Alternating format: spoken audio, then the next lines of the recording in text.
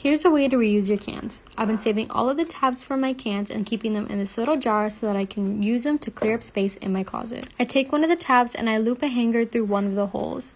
I hang it back up and then I add another hanger into the other hole, and you can keep repeating this process until you're fully decluttered.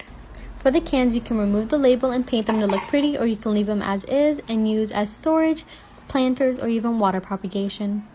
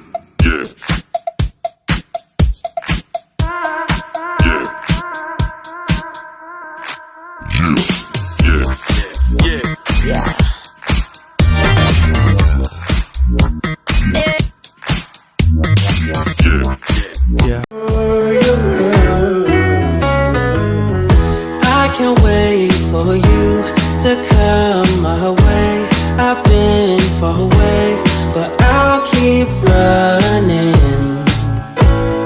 just to find a way.